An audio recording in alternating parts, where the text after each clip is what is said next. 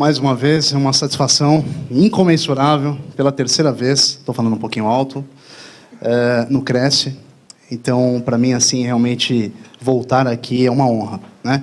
Inclusive, a quem me vê pela TV Cresce também, eu faço os votos aí da minha felicidade de estar aqui. Eu começo em uma nova experiência de 2015 para dividir com vocês. Consultório de psicologia. Contrato de locação. Desde março de 2014. 36 meses. Opa. Alô. 36 meses. Tudo feliz. Tudo maravilhoso.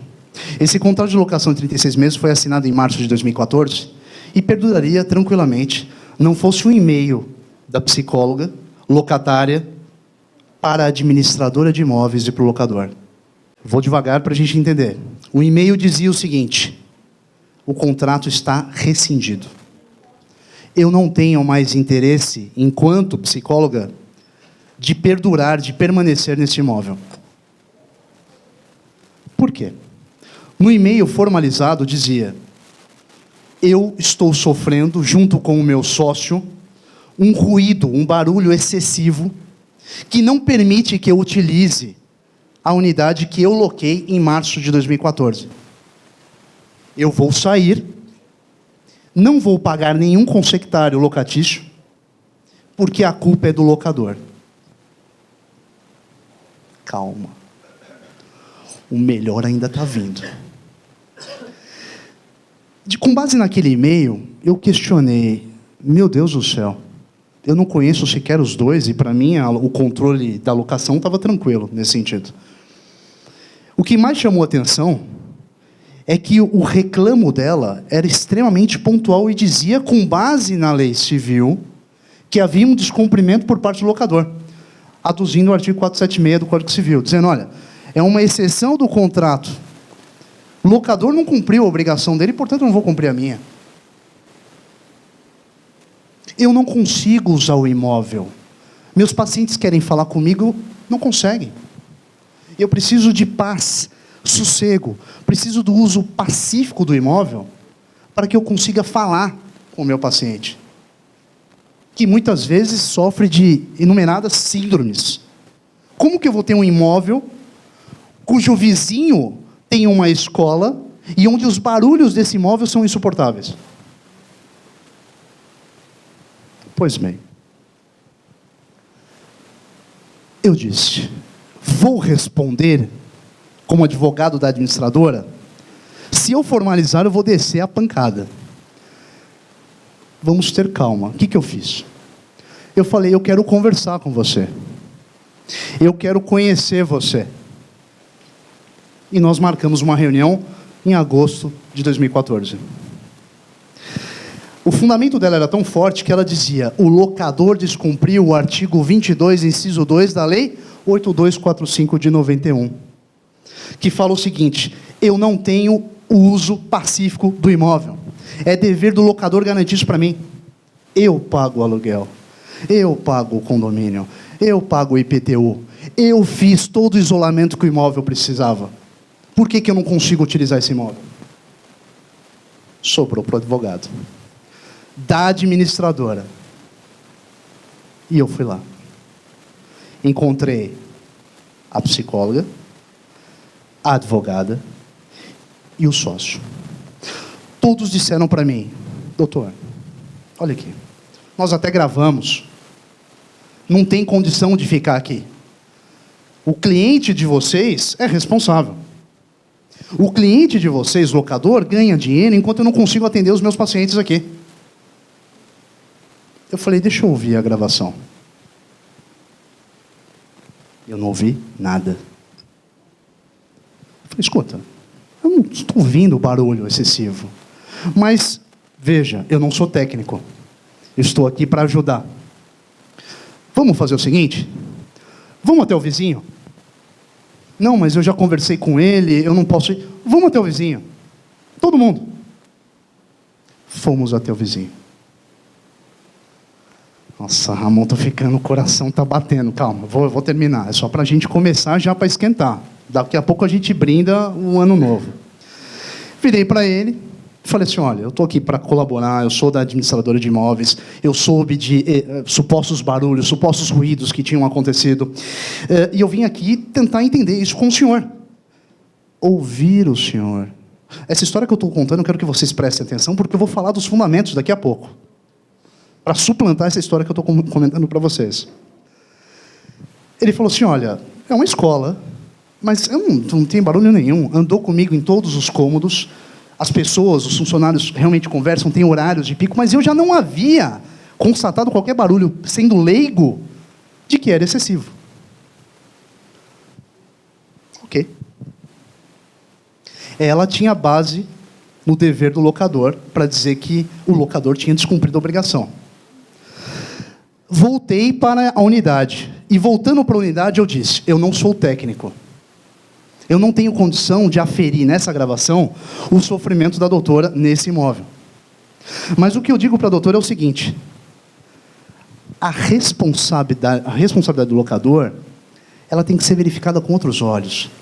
Porque a senhora, na condição de possuidora do imóvel, tem o artigo 1277 do Código Civil a seu favor.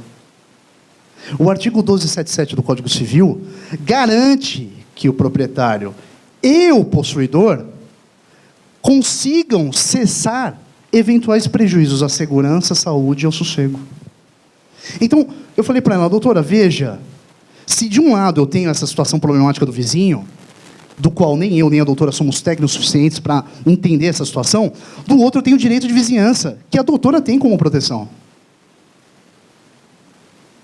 Então, calma, que a situação não é bem por aí. Mas vamos fazer o seguinte, vamos pensar juntos. Fizemos uma notificação em conjunto, partindo da administradora, onde eu sou advogado, e a advogada da psicóloga. Fizemos essa notificação conjunta ao vizinho, dizendo que ele reveja a situação de estrutura da unidade, junto com os gerentes, e revendo essa estrutura, forneça dados, situações técnicas de barulho. E, de repente, se não houver esse barulho, que formalize, porque existe um problema que agora está dividido. Está lançado para todos os envolvidos. Inclusive, da necessidade de um isolamento acústico no local.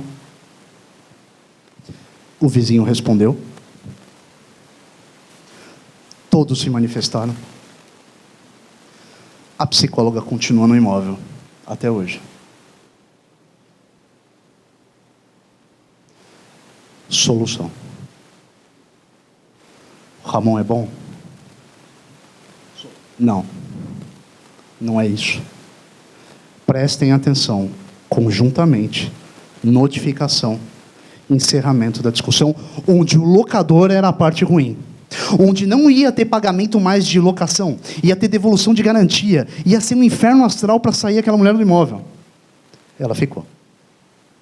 Eu começo a palestra dizendo sobre isso. O que aconteceu extrajudicialmente, num terreno que já estava todo mundo tranquilo com relação à locação, corretores tranquilos, porque já havia fechado, a administradora tranquila, porque estava administrando e recebia os valores relativos à administração, o próprio locador, com o consectário da locação, mensal, estava tudo tranquilo. E quase isso gerou um inferno para todos. O locador ele não participou em e-mail, ele não participou dessa reunião, nem a responsável da administradora. Só eu, a psicóloga e a advogada dela. Ok. Isso trouxe uma negociação. Quando eu falei em negociação, eu lembro de uma obra de uma pessoa chamada Junqueira, que fala sobre negociação e escreve sobre negociação desde 1988, desde a instituição da nossa nova Constituição Federal. E ele fala o seguinte, o que é a negociação? A negociação é uma aceitação de ideias que visa o melhor resultado para ambos. Amor, isso é muito bonito.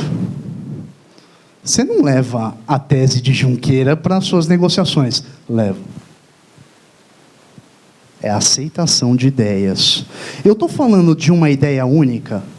Não. Eu estou falando de um monólogo? Não. A aceitação de ideias, eu estou dizendo é um duplo caminho.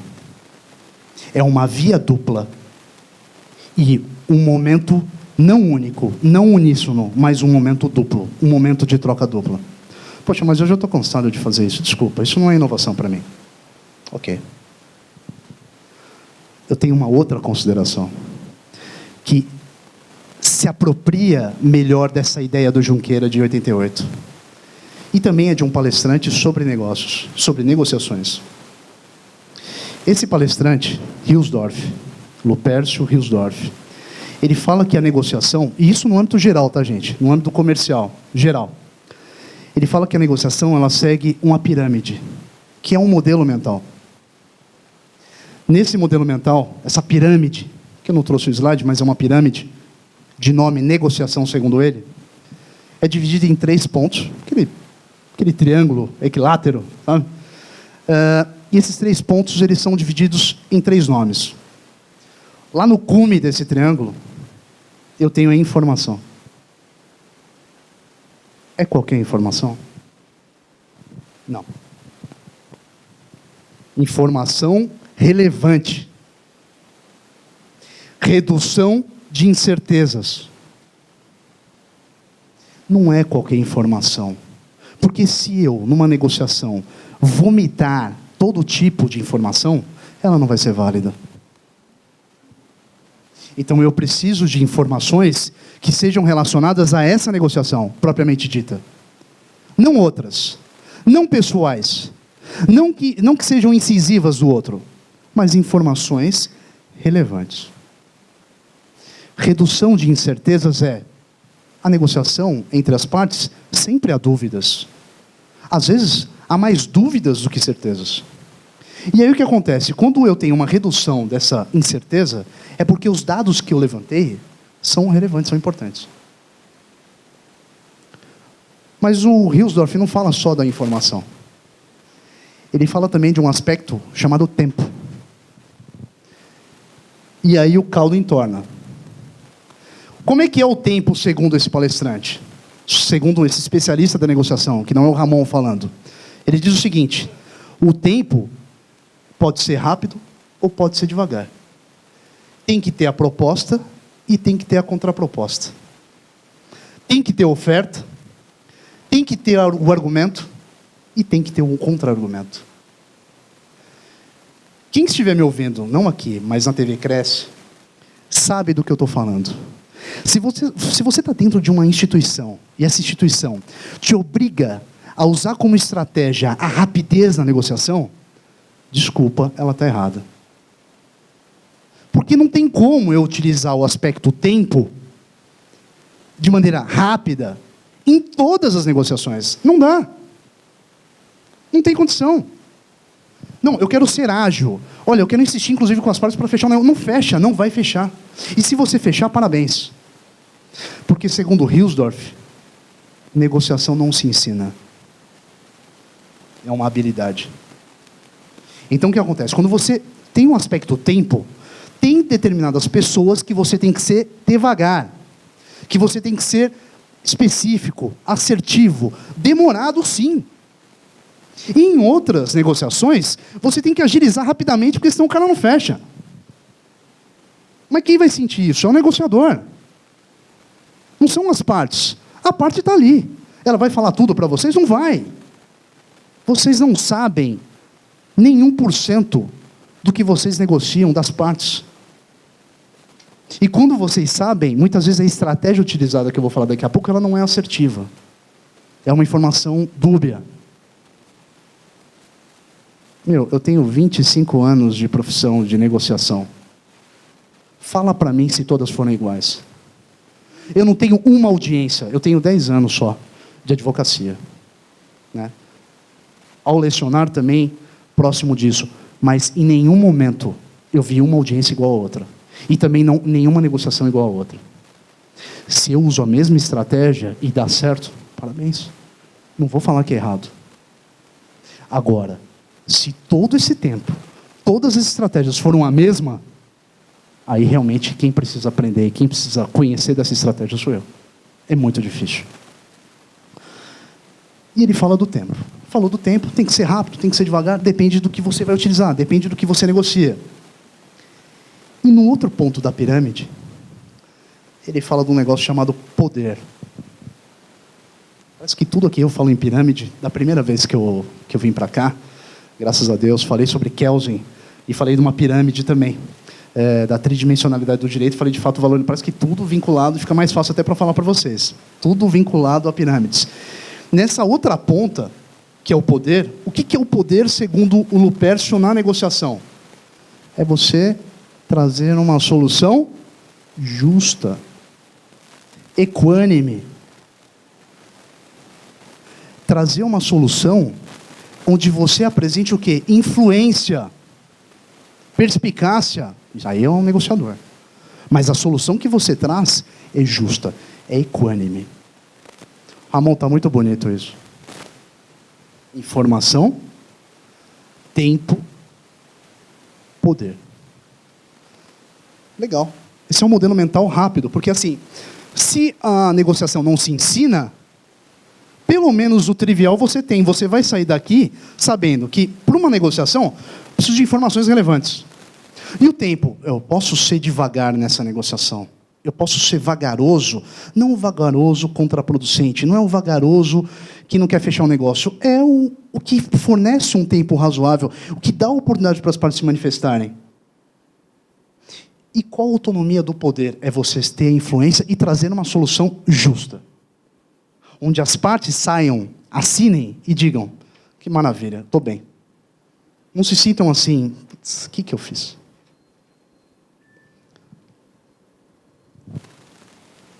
Esse especialista, ele diz o seguinte, ele fala o seguinte, que a negociação é uma habilidade. Habilidade do quê? Habilidade pessoal, vocabulário, cultura, experiência de vida.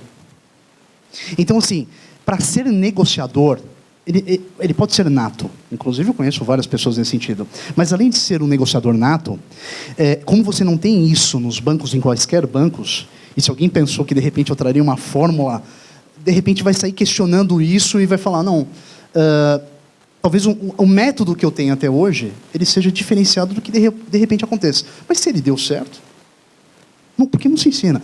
É habilidade. Além dessa metodologia, como é de negociação, a pergunta que se faz, inclusive por conta do tema, é: quando eu tenho essa ideia comercial, ela é aplicada no âmbito jurídico? E aí vem o problema maior.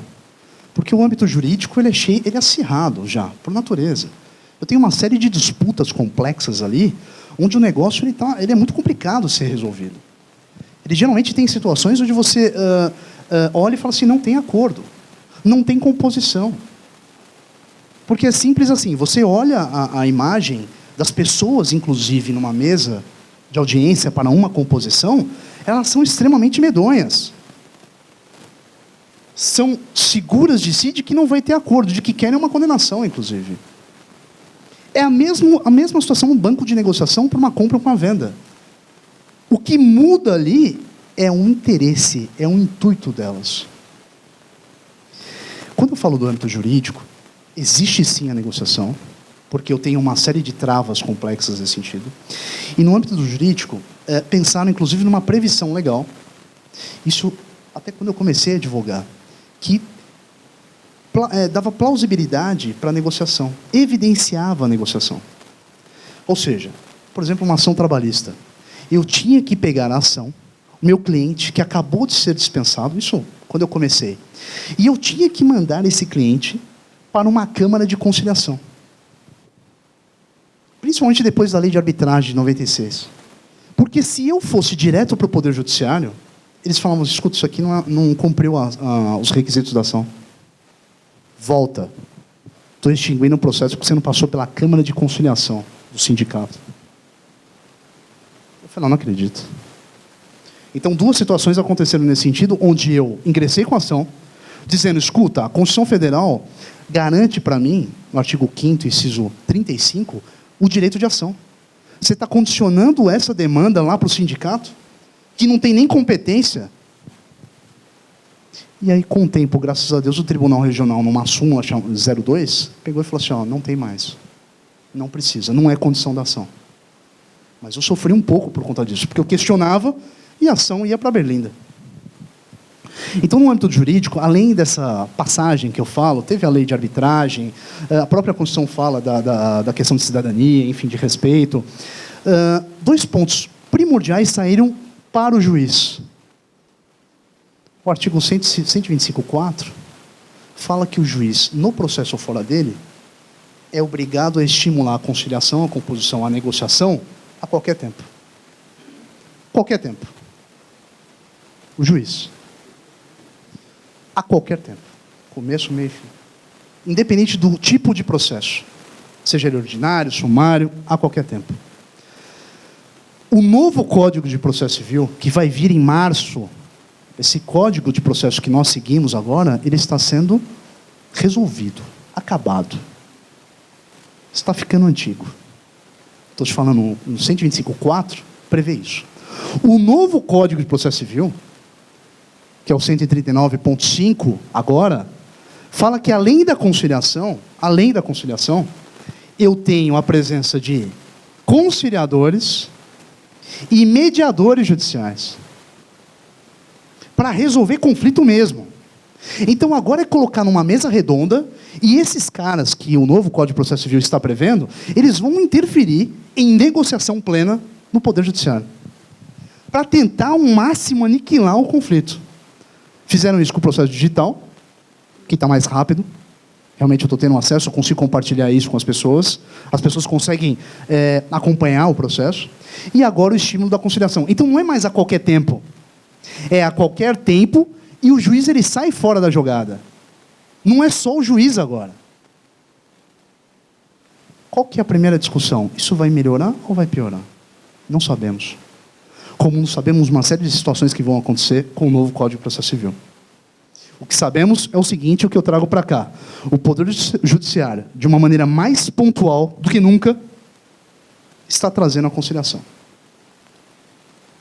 Com base no novo Código, inclusive trazendo pessoas a colaborarem. Não são juízes, são negociadores. O que eles vão fazer? Vão buscar um melhor resultado. O que eles devem fazer, que é o que se espera? Ouvir advogados e partes de um lado, ouvir ideias dos advogados e partes do outro, e buscarem uma aceitação dessas ideias. E um melhor resultado para todos, nas audiências.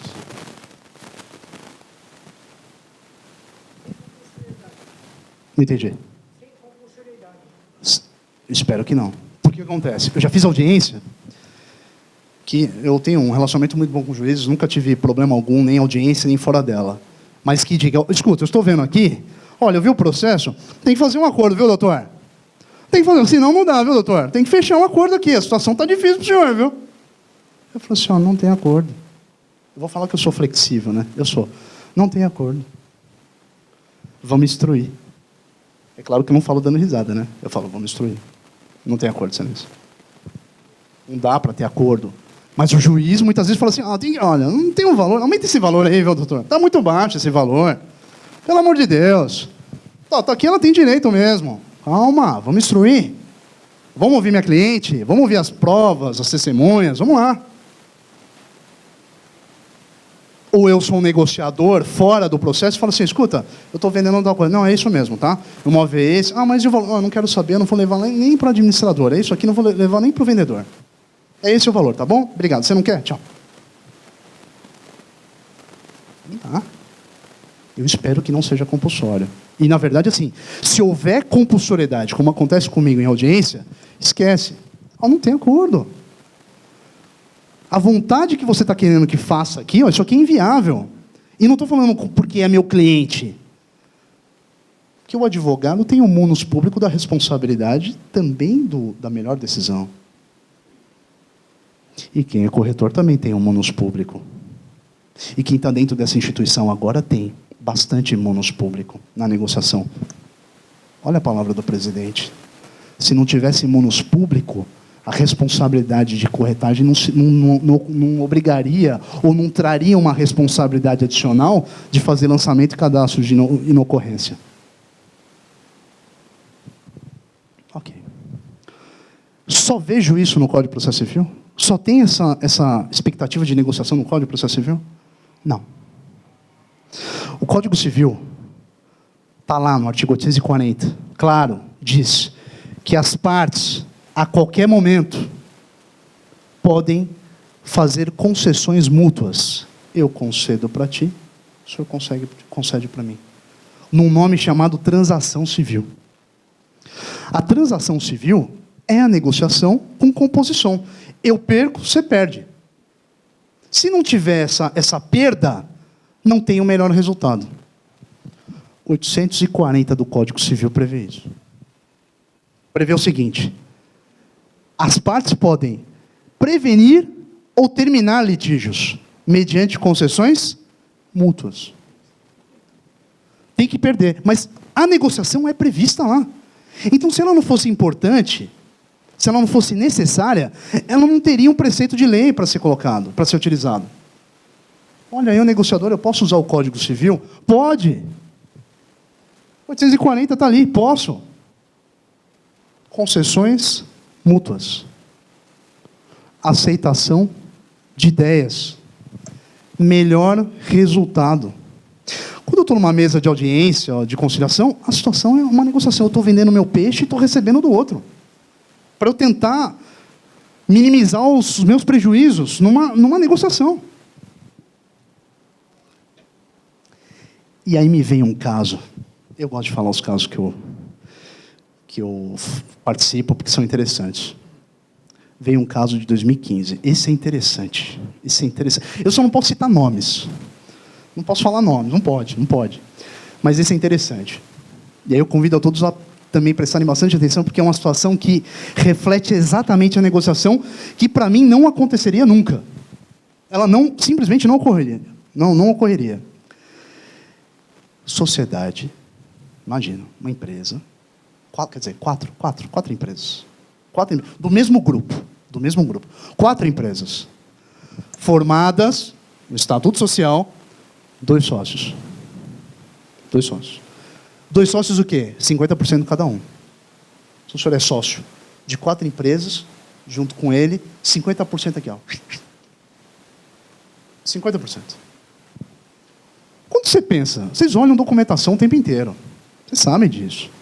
Né? Aquele imóvel lá está meio estranho. Vamos fazer uma pesquisa desse imóvel para ver como é que está. Vamos levantar. Ah, saiu empresa? Pô, a empresa está nessa sociedade. Como é que está o nome dos sócios? Tem um processo? Manda lá para o setor jurídico olha, ou vocês vão fazer uma análise, para saber como é que está isso aí, por conta da responsabilidade, o mundo público de vocês. Essa era uma empresa, grupo econômico, 4 empresas, 2 sócios, 50% cada um. Eu, particularmente, advoguei para essa empresa durante 5 anos. Esse grupo econômico. Nos 5 anos, um dos sócios já não tinha o acesso. Já não conseguia saber exatamente os clientes que essas empresas tinham. Não conseguia ter contato com os funcionários. Aos poucos, esse sócio, que não é minoritário, começou a ser empurrado de lado. Sendo proprietário de 50% das cotas integralizadas desses contratos. O cara é dono. Pois bem. Dos 2 anos para cá, vocês estão querendo já estourar fogos, né? Eu estou falando para diabo aqui, meu Deus do céu. Calma. Tá perto. 2 anos para cá, esse negócio se incentivou de uma maneira, ele aumentou de uma maneira que não tinha mais contato mesmo. A pessoa ficava em casa, o sócio que tinha 50% das cotas ficava em casa, não tinha acesso a token, a banco, a clientes, a contratos, não podia ter acesso às empresas. E recebia um prolabore, que não sabia sequer a origem e como justificar esse prolabore. Numa situação totalmente desesperadora. Eu notifiquei. O que eu falei? Olha, apresenta toda a situação, os livros, a parte contábil, a folha, os contratos que tem hoje, porque essa sociedade parece que já se acabou. Parece. Mas dá uma esclarecida para mim, porque a situação ficou incompreensível. Um sócio que tem 50% das cotas não tem acesso a nada. Eu fui ignorado. Chamei é a sócia, tá? Quem está me vendo na TV Cresce é uma mulher. Chamei a sócia e falei, ele me ignorou. Recebeu a notificação, tenho aqui o aviso de recebimento, mas eu não tenho resposta. Qual a opção, Ramon? Ação judicial. Nossa, mas e aí? E se de repente tiver, sei lá, um problema tributário? Você vai enfrentar esse problema porque você não saiu antes. Foi orientada, mas há 2 anos você não fez medida alguma, recebeu seu prolabore. Você é empresária, você assume os riscos da atividade empresária, você não vai sair agora. Entendeu? Só que eu tenho que ingressar no judiciário, porque você não sabe como que essas empresas estão caminhando. Mas antes de pedir a rescisão, eu vou entrar com uma liminar. Lembra, eu tentei negociar. Eu mandei uma carta. O pessoal fala que minhas cartas geralmente são ameaçadoras. Não são. Porque eu vou falar para vocês que eu tenho uma certa flexibilidade. Mas o que acontece? Eu mandei uma carta dizendo, apresenta essa documentação, porque a outra sócia, ela não sabe o que está acontecendo nessas empresas. E, por favor, pelo amor de Deus, se não sabe o que está acontecendo, algo criminal pode estar acontecendo, sim. E aí? O que acontece é o seguinte. Eu ingressei com uma ação cautelar de exibição de documento e coisa, pedindo tudo. E o juiz concedeu a liminar. Passou um tempo, ela desesperada, porque concedeu a liminar, só que ela não foi imediata. Começou a não receber. Chegava o oficial de justiça lá, oi, o senhor é o fulano de tal? Não, não sou eu. Ele não veio. Chegou o oficial para mim, eu estou procurando o senhor Ramon. Senhor Ramon? Quem é esse cara? Não, trabalha aqui. Não, mas ele é sócio sempre. Não, a empresa fica lá, é outra sede. A mulher desesperada. Consegui citar. A citação é: apresenta os documentos em 5 dias. Ou manifestação pontual do porquê que você não vai apresentar esses documentos. São empresários. Tem responsabilidade objetiva, independente de culpa. Se renunciaram, se não fizeram o recolhimento, qualquer destinação ilícita, os 2 respondem. Aí teve acordo. Me procurou uma advogada. Gente, pensa no capeta em forma de gente. A mulher era representada por 2 advogados, só que um não conseguiu falar comigo. Já falou, não dá. Mas pegou realmente aquela que é porreta. Porreta. E ela falava o seguinte, doutor, isso não pode. Não, mas eu vou fazer o termo. Não, mas doutor, isso não pode. Ah, por que não pode? Porque eu não quero. Oh, mas doutora, pega essa cláusula aqui, vamos discutir? Por que não pode? Não, essa não pode. Essa você não vai assinar. Foi um inferno astral. Eu fui procurar a psicóloga daquele primeiro caso que eu resolvi. Não, estou brincando, é mentira. Não foi. Pelo amor de Deus. Já pensou lá? Doutora, agora eu preciso de ajuda. Beleza. Deu o acordo razoável, em medida cautelar, não é ação ordinária, porque eu sequer pedi a rescisão, o acordo já com a saída dela. E aí, depois de tudo pronto, tudo ok, vai ter o pagamento? Não. Por que não? Olha, porque é o seguinte, os fiadores não podem assinar porque eles não estão em São Paulo. Eu falei, mas pelo amor de Deus, você me fala agora que está tudo pronto? Depois de eu ter justificado um monte de coisa que era para manter a ação, você vai me falar isso agora? Eu vou falar o que para minha cliente? E aí eu pensei, não, tem como eu falar. Assina a doutora e assume a responsabilidade no contrato. Você não tem um AB? Você não tem CRES? Serve para quê isso aqui? Para assinar e ser responsável. Então assina junto. Assinou. E todo mundo assinou. E não é? Tem que assinar.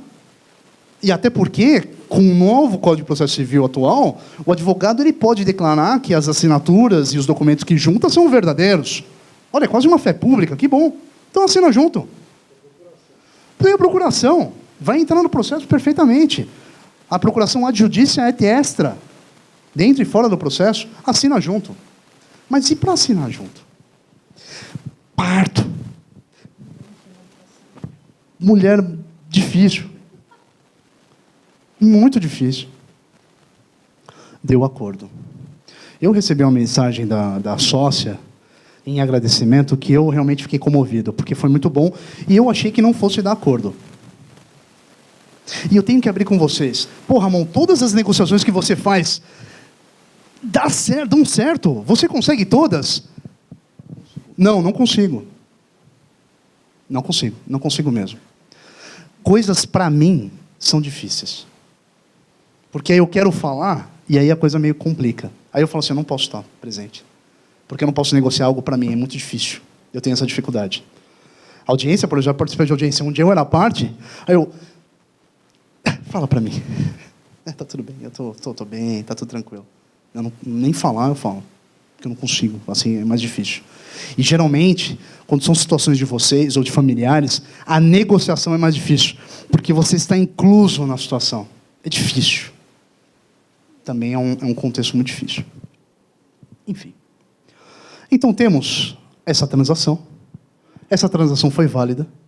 Um exemplo de negociação, para mim, que não deu certo, foi a hipótese de uma locação de imóvel, onde o contrato foi assinado, a oferta contratual de locação foi feita, foi assinada, e, infelizmente, eu viabilizei a instalação de telefonia.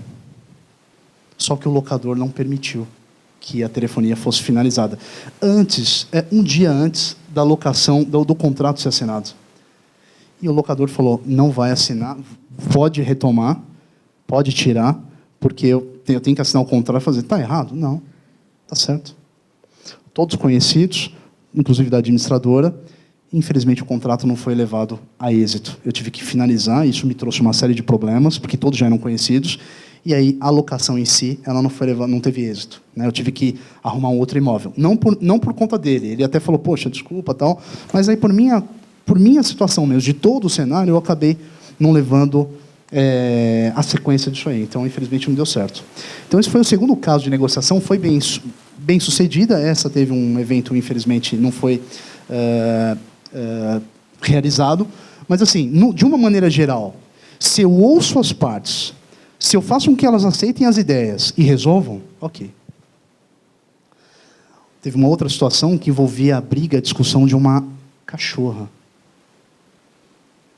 de um animal. E nessa situação foi muito triste, porque quem pediu audiência de conciliação foi simplesmente o dono do animal, que a gente chama de semovente, o dono do animal. E veio falar comigo, falou, o que eu falo? Vai levar oferta de conciliação. Não vai para a conciliação sem ter oferta de acordo, sem ter pesquisado. Vai com informação relevante para a conciliação, para a tentativa de conciliação. Está dando certo. Vamos aguardar no próximo ano para ver se essa situação se resolve. Mas, enfim, esses são os primeiros aspectos. Agora eu quero, como eu falei nesse segundo caso, eu quero trazer para vocês detalhes de princípios e o estilo do negociador, que eu acho que é mais focado, de uma maneira mais light, focado para quem quer um negociador, exatamente. E eu entreguei para vocês uns papeizinhos. Para quem chegou um pouco antes, eu entreguei uns papeizinhos. Eu vou, na sequência aqui, quem não tiver papel, e aí, à medida que as pessoas forem lendo para mim o papelzinho branco que eu entreguei, eu vou respondendo, vou fazer alguns comentários. Né? Eu entreguei para todos, pelo menos aqui da frente eu entreguei, e aí eu vou lendo na medida possível. Eu entreguei para você, papelzinho, você pode ler para nós? Ser flexível. Então, de estilo e negociação, ser flexível. Tirando os dois exemplos que eu dei. Não é um jogo de forças. Não é uma quebra. Não é uma competição. Competição está em juízo e eu sei, a gente trava aí uma negociação. Mas mesmo em juízo, eu devo ser flexível. Porque se eu não for flexível, Não vai fechar.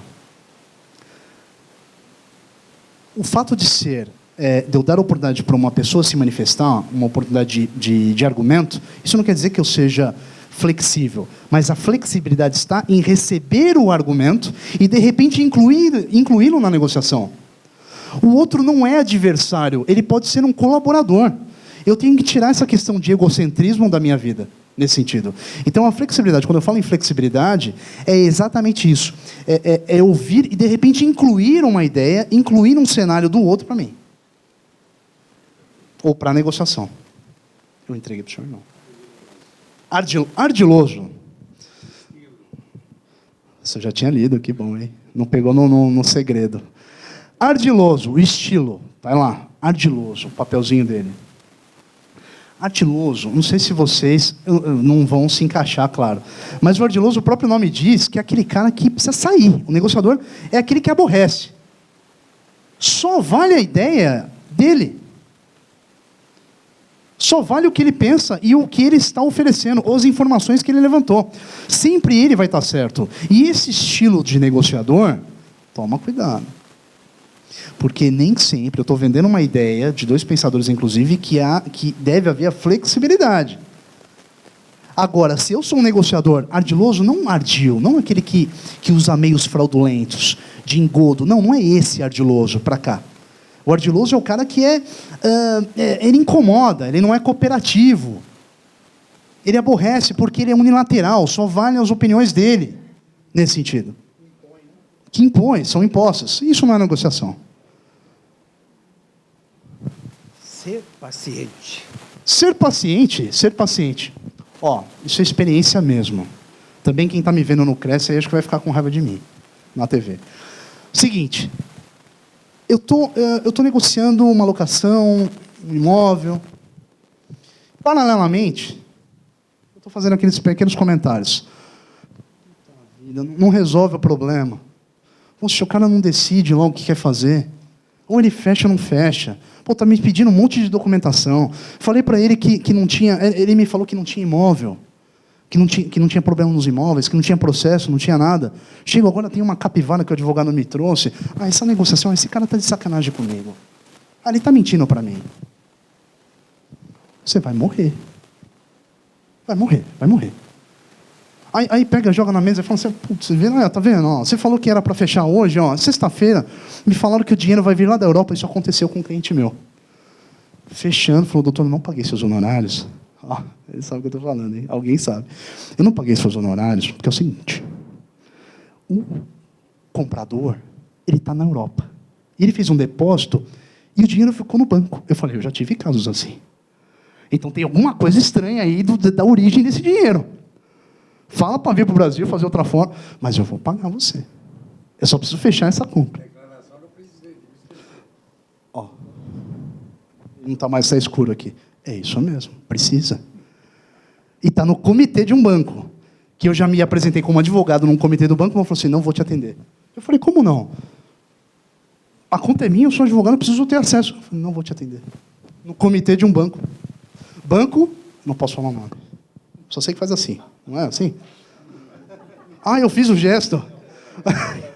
Minha conta é o Bradesco. Não adianta. E geralmente é corretor que sofre. Putz, não vai fechar, pelo amor de Deus, eu tenho meta aqui. Que são os vendedores. Segundo a lei, muitas vezes tem uma confusão aí no trato com relação ao corretor. Que tem uma pressão paralela dizendo o seguinte, fecha. Não dá para fechar, não tem isso, tem aquilo. Não quero saber, é para ontem. Entendeu? Calma. Tem negociação que é para ontem? Tem. Tem negociação que é para daqui a um mês? Tem. Tem negociação que daqui a um ano? Sai fora disso. É roubada, pelo amor de Deus. Que negociação daqui a um ano? A gente trabalha pra caramba. Senhor. Pode fazer isso, é legal. Analítico. Analítico tem um negocinho embaixo aí, não está estilo? Estilo analítico? Estilo analítico. Esse é o estilo do negociador, é o cara que gosta de dados. A base de relevância de informação para ele é predominante. É um negociador que equivale... Ele convence com dados. Você está vendo aqui esse valor? É por conta disso, tem os insumos, tal. Você está vendo a minha comissão? Olha, a comissão é por conta disso... Dados.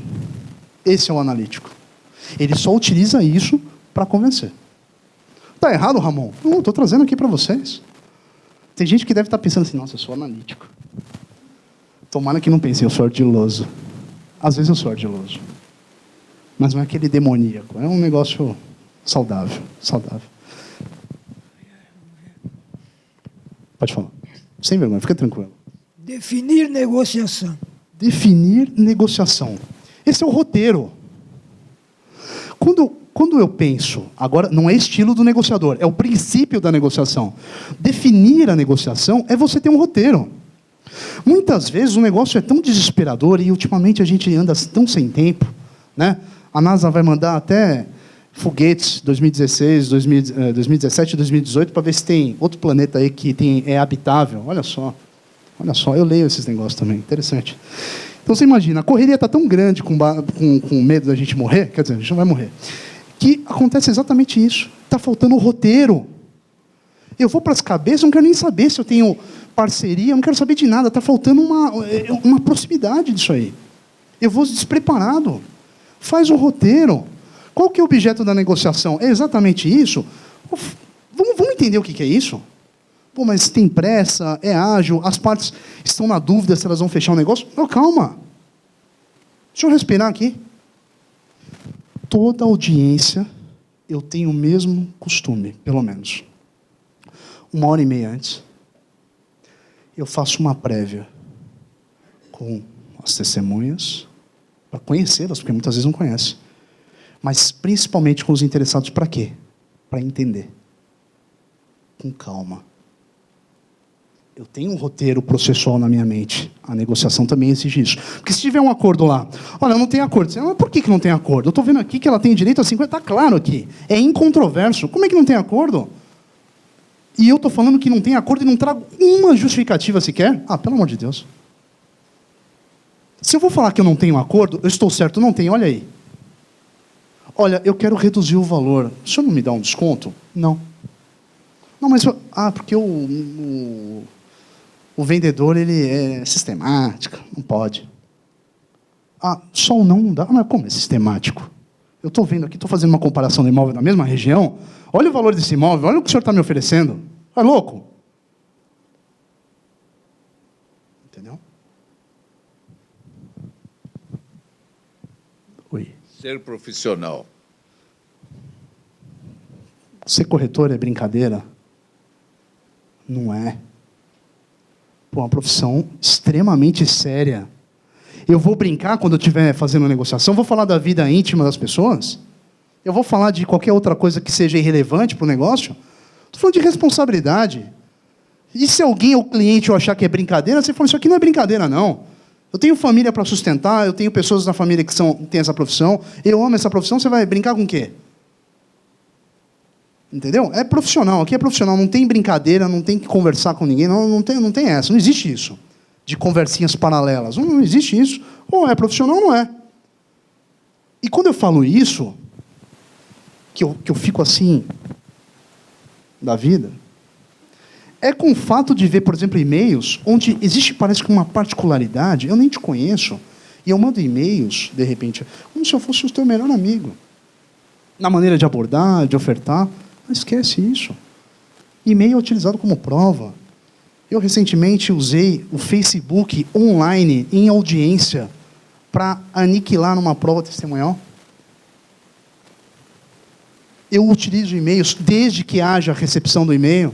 Agora, utilizar um e-mail, de repente, num setor, numa instituição, com ficas a brincadeira, dentro de uma negociação, ou de ironia, né? Esquece isso aí.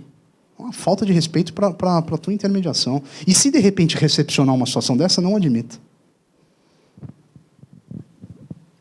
Estar preparado. Acabei de falar. Próximo disso. Eu não sei nem quais são os insumos da compra e venda, a necessidade do vendedor para aquela compra. Eu nem fiz uma prévia, uma pesquisa relacionada a esse imóvel. Eu nem visitei o imóvel. Vai fazer a locação? Teve um antigo locatário. Chega na hora, sem mostrar, na hora do contrato assinado, o novo locatário vai falar, escuta, o que é essa cortina aqui? Essa cortina aqui?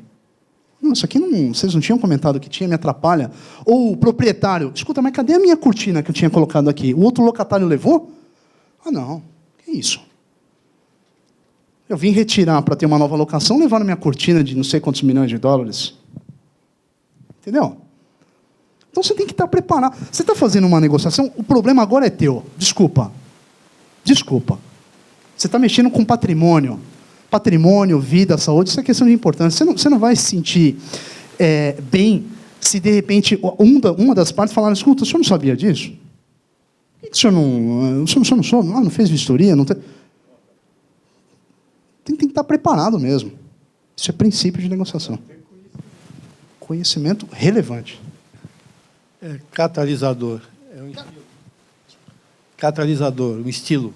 Está parecendo o Faustão, né? Oi. Desculpa. Catalisador, estilo. Aí alguém vai se... Talvez alguém fale, bom, esse aqui é o meu estilo. Eu sou ardiloso um pouquinho, mas esse é meu estilo. O catalisador é o negociador que é inovador. Ele traz sempre algo que é diferente. Entendeu? Ele cria situações diferentes. Não, sai fora daquela mesma... vamos assinar um contrato? Eu não quero que seja lá no meu escritório. Não. Para que assinar contrato agora? Vamos conversar mais, está tudo certo.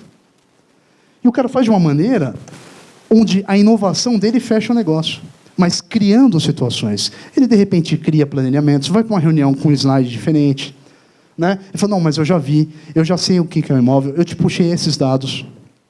Vou dar um exemplo. Falei daquele caso da cachorrinha, do animalzinho aqui. A pessoa me consultou e falou assim, eu vou para a conciliação, o que eu faço? Eu falei, deixa eu pensar, você vem para a consulta amanhã, para você ir para a reunião no outro dia. Eu levantei algo totalmente fora, eu estou falando isso, exemplos, para vocês trazerem isso para vocês. Ou, se não trouxerem, de repente, para aproveitar de alguma maneira. Eu trouxe para ele os valores de consumo de um animal, de porte como aquele, para ele jogar na audiência, dizer o seguinte, você quer continuar com a minha cachorrinha? Então eu preciso desses detalhamentos do tempo que você ficou com o animal, se você realmente supriu essas necessidades. E se você tem condição de suprir essas necessidades. Isso é outra informação. Isso é outro dado. E não vem na negociação, porque ele vai falar assim, olha, eu quero ficar com o animal, e esse animal gasta X, Y por mês. Ele falou, não, você não está preparado. Não é essa a informação é essa daqui. Inovou. Porque quando numa negociação você não espera determinadas situações, você não espera determinados argumentos. Você não espera que, de repente, a parte vai trazer um outro dado que influencie totalmente nisso. Para a questão imobiliária, às vezes, um contato com as partes, porque, por exemplo, a administradora ela tem medo de, na negociação, juntar os interessados. Não é medo. Tem muita malícia por aí. As pessoas... Eu estou falando com ele, falo com ele. De repente, o contato vem aqui, olha só a comissão sendo absorvida. Ignorando o artigo 727. Então, o que acontece? Nesse primeiro momento, alguns negociadores, estou falando de administração, corretores, eles evitam esse contato. Ou até um contato mais próximo com vai comprador e o vendedor. Não pode. Às vezes fica um impasse no e-mail, eu falo, vem cá. Você me conhece? Não. Vem para cá. Vamos conversar. Conheceu? Sai extremamente tranquilo. Olha, eu tenho outros expedientes para você, e, na verdade, eu tenho outros imóveis. Eu só fiz uma apresentação. Mas, geralmente, a praxe nem apresenta. Olha, só vai ver no cartório para assinar, reconhecer firme e assinar. E aí as coisas vão ser conversadas lá. Já é 7h25? Caramba. Passou aqui? Senhor. Eu também não peguei. Saber ouvir. Esse comentário eu vou... Deixa eu ir rápido para estourar champanhe. Tem champanhe aí? Não, né? Não? Fogos? Tem fogos? Saber ouvir. Essa vai para minha professora de inglês, Mônica Cortes, que eu sou grato por conhecê-la há 10 anos. ela sempre falou uma coisa que eu carrego comigo e vou carregar a vida inteira. O homem sábio reflete antes de dizer. A reflexão é ouvir antes. A wise man reflects before saying. É o que ela dizia. E eu sigo isso até hoje. Por que não ouvir tanto? Eu tenho que me posicionar, eu vou me posicionar. É minha opinião prevalece. Às vezes, é melhor ouvir. Porque é nessa oitiva que eu consigo saber as estratégias. Você já tem o seu convencimento formado, mas é melhor você ouvir. O homem sábio reflete antes de dizer. É isso aí. É exatamente. Que aí eu vou para lá. Não ser vaidoso. Não ser vaidoso. Esse é importante também. Não, aí depois o senhor. Não ser vaidoso. Doutor, o senhor tem alguma ideia de alguma proposta de acordo? Não, senhor. Eles não sabem o que estão falando. Nunca usem isso. Você não sabe o que você está falando. Você está mal informado. Olha, isso não existe. Isso não existe, viu? Isso é ridículo. Desculpa. Você está mal informado. Em nenhum lugar. Você queima o protocolo. Ou, vamos supor que a discussão está acalorada para o seu lado. Desculpa, você não... Não é isso. Por mais que a outra pessoa não saiba, por mais que isso está acontecendo, não diga isso. Independente de quem seja. O senhor está mal informado. Não é bem por aí. Não é bem por aí. Está vendo? Não. Quem quer? Aqui. Respeito, clima de confiança. O clima, acho que é minha letra, isso aí. O clima de confiança, respeito, ele está linkado a algumas situações aí de princípio. Respeito é tudo. Se eu não sou vaidoso, eu respeito a outra parte. Teve um momento que eu já também provoquei as pessoas para tentar resolver uma situação. Falei, você pode me atender? O senhor pode... Olha, doutor Ramon, eu sou presidente do Tribunal de Ética e Disciplina da Ordem dos Advogados do Brasil. Eu não vejo que nesse processo... Doutor, muito prazer. É uma honra conhecer o senhor. Eu só queria saber de um acordo. Por mais que as pessoas conversem baixinho, tem palavras que são um tapa. Então, o respeito, que é o clima de confiança, eu tenho oferta, eu estou atendendo essa pessoa, e essa pessoa olha para mim e fala... Ok. Eu litiguei com ela, não deu certo a negociação, não comprou o imóvel, mas que pessoa agradável. Que pena que não deu certo, mas que ótimo que eu fiz a negociação, como já aconteceu. Eu já saí de audiência também, cabisbaixo, chateado por ter perdido, inclusive ter um processo julgado improcedente. E o advogado vira e fala assim, me desculpa. Mas assim, com sinceridade, desculpa, porque a discussão foi tão intensa, mas com respeito. Eu falei, imagina, você não tem que pedir desculpa. Parabéns. Você conseguiu. Mas eu não vou ficar quieto, eu vou continuar discutindo. Não fico quieto. Sou ardiloso. Entendeu? Respeito, é isso. Senhor? Passou aqui? Não? Amigável. Amigável. Eu conheço um cara... Eu busco ser isso, mas é um amigável. Você olha para ele e você quer fechar um negócio. Tudo bem, como é que você está? O cara não tem informação nenhuma. Para ele, a relevância dos dados, isso é o que menos importa. Se ele me ouvir falar disso, ele fala assim, você não sabe o que você está falando. E esse Hilsdorf também não sabe. Esse Lupercio aí. O negócio é a simpatia. O cara, ele tem 74 dentes na boca. É a felicidade em pessoa. Vem para cá, te abraça, senta aí. Ele é cooperativo. Essa é a tradução. Cooperativo. Eu conheço esse cara que é realmente amigável ao extremo. Mas existe uma cooperação tão grande que você fala assim, que felicidade. Eu assinei? Assinou. O que estava escrito? Eu nem vi. Eu vou atrás desse cara agora que ele foi um ardiloso. Não. Mas você tem vontade de abraçar e falar, é a pessoa mais querida do mundo. Você não sabe de nada e fecha o negócio. Esse é o amigável no estilo da negociação. Ser objetivo. Ser objetivo, ser conciso, falar diretamente o ponto. Ou você tem firmeza naquilo que você vende, ou você não tem. Ou você quer um resultado positivo, ou não quer. Oi, tudo bem com o senhor? É sobre aquela unidade de locação.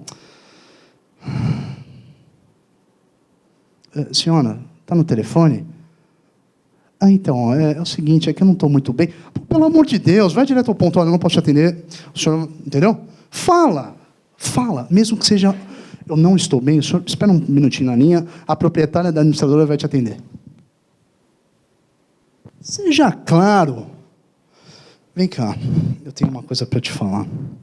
O senhor é gestor da empresa, mas o senhor não vai poder ficar aqui porque aconteceu uma situação, tal. Para com isso. Estou cansado de ladainha assim. Vamos ser assertivo. É isso a situação? Está acontecendo esse problema? Fale. Não tem meias palavras. Na negociação, concisão. A Venécia, o imóvel, tem possibilidade de negociação? O senhor não poderia flexibilizar a comissão? É que eu estou sem dinheiro, já queria ter... Não tem essa. Por quê? Por conta disso. Acabou. Fala. Objetividade. Não tem história. Estilo apoiador. Esse são os estilos dos negociadores. Apoiador. Estilo apoiador. Apoiador. É o cara. É o apoiador. Você leu direitinho. Eu digitei certinho.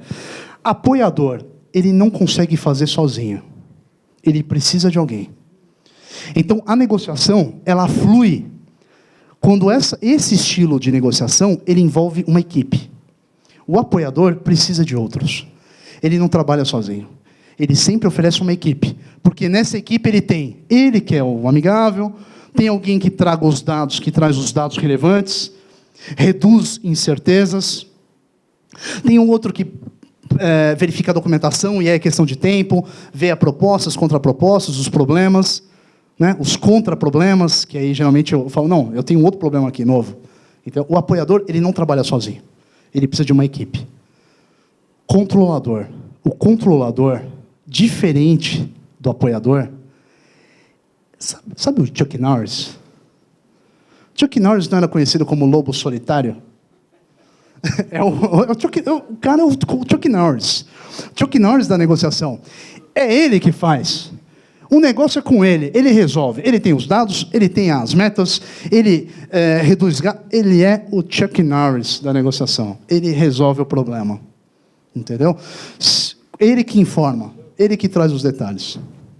Tem mais... Dentro do respeito, dentro da parte amigável, é um estilo, com certeza, empatia.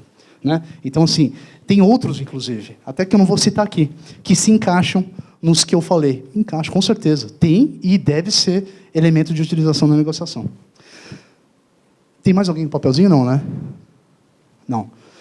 Gente, eu vou abrir, claro, para questionamentos, mas, para mim, assim, eu estou muito feliz. Eu estou finalizando a palestra, mais uma que eu vou finalizar com bastante carinho. E eu desejo a vocês de coração tudo de bom para esse ano, muita saúde, paz, felicidade, tudo de melhor, tá bom? Obrigado para vocês.